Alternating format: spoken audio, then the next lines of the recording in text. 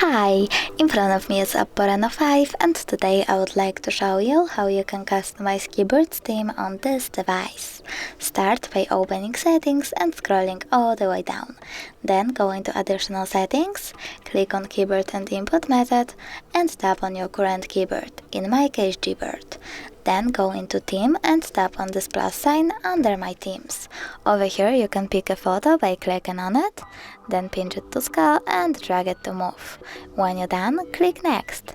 Now adjust brightness by swiping left or right and tap done. Lastly, click on the switcher next to keyboarders to enable or disable them and tap apply. Now when I go back, I can see that theme of my keyboard was successfully customized. Thanks so much for watching. If you enjoyed this video, don't forget to leave a like, comment and subscribe. Bye!